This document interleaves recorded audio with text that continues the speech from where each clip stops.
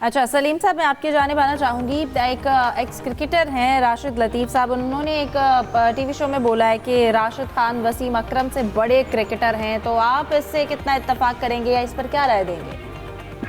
देखें, ये राशिद साहब की अपनी राय है, लेकिन मैं ये कहता हूँ कि वसीम अकरम ना सिर्फ पाकिस्तान बल्कि दुनिया के जो चंद बेहतरीन ऑलराउंडर्स गुजरे हैं उनमें से एक हैं। और जिस जमाने में वो क्रिकेट खेलते थे, बड़े बड़े प्लेयर होते थे, सब उनसे घबराते थे और बैटिंग भी उनकी जबरदस्त थी और एक टीम मैन थे।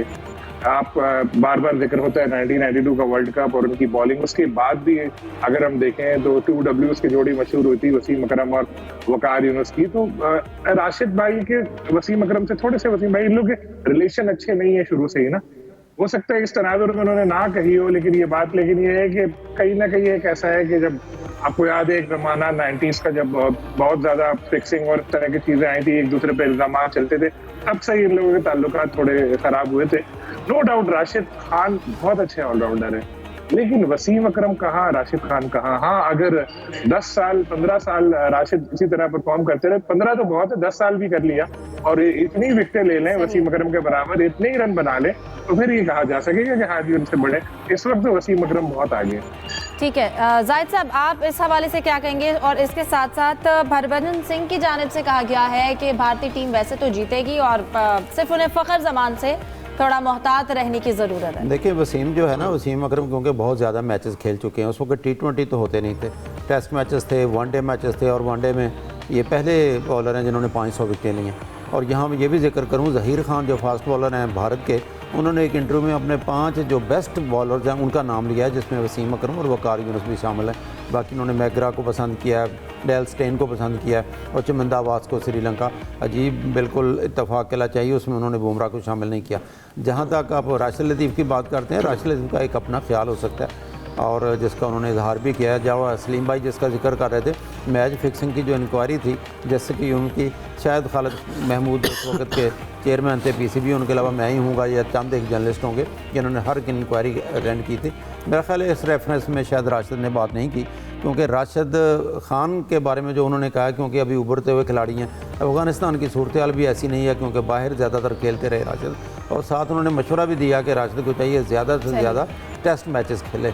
तो मेरा ख्याल कंपैरिजन खैर बनता तो नहीं है, क्योंकि वो स्पिनर हैं, वो फास्ट बॉलर हैं, और हमने तो डबल सेंचुरी करते हुए वसीम अकरम को स्टेडियम में बैठ के देखा था।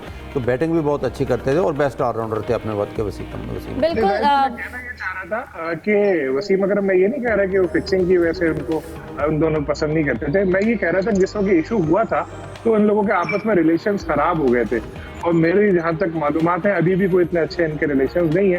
तो जाहिर है फिर बंदा अगर आपको पसंद ना हो और फिर दूसरे के साथ बात हो रही हो, तो फिर वो जाहिर है दूसरे का ही नाम लेगा। वो जो उसको पसंद नहीं करता उसका नाम तो लेगा ही नहीं ना।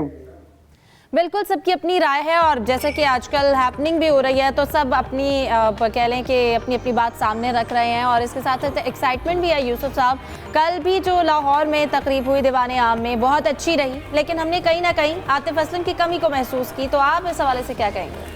हिफ्ज़ा आतिफ असलम यकीनी तौर पर हम सब के पसंदीदा सिंगर हैं और सबको इंतजार। अच्छा, वही वाली बात जो हम प्रोग्राम से पहले जिक्र कर रहे थे, पूरा सच बताना आपने। पूरा सच भी बताऊंगा। कल चांस था कि आपको वहाँ तकरीब का हिस्सा बनाया जाता, लेकिन आप चूंकि ड्यूटी पर थी तो इसलिए आपको इनवाइट नहीं किया जा सका, वरना सर आपने मुझे वैसे भी नहीं किया, ये तो आप रहने दें, मैं नहीं भूलूंगी। चले ठीक है। अच्छा, आधा सच ये है कि आतिफ असलम वहाँ परफॉर्म नहीं किया, सबको इंतज़ार था कि परफॉर्म करना चाहिए था उनको, और पूरा सच ये है कि तकरीब बहुत अच्छी थी।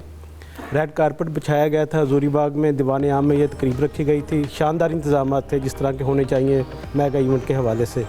इसमें जितने भी हमारे 2017 के जो टीम अरकान थे जिन्होंने चैम्पियन ट्रॉफी जीती थी, उसके वो अरकान को मदू किया गया था। सब क्रिकेटर्स भी थे, PCB के सब चेयरमैन भी थे। जो एम्बेसडर्स हैं ICC चैम्पियन ट्रॉफी के, जेपी डोमनी, टम सऊदी और सरफराज अहमद, ये भी वहाँ पर थे। उनसे बातें भी वहाँ पर हुई काफ़ी सारी। और जहाँ तक आपने जिक्र किया आतिफ असलम का, तो आतिफ असलम वहाँ आए थे। अच्छा, हाँ, पूरा सच ये है कि तकरीब का जो टाइम था वो 6 बजे का था। रेड कारपेट के लिए तकरीब में शुरू होना था 7 बजे। आतिफ असलम आए, अपनी गाड़ी में बैठे रहे, 20 मिनट तक उन्होंने इंतज़ार किया। तकरीब किसी वजह से शुरू नहीं हो सकी, जिसके बाद उनकी मुख्तलिफ और कमिटमेंट थी। उसके बाद वो चले गए गाड़ी में बैठ के, वहाँ से चल उन्होंने बताया कि जी मैं जा रहा हूँ।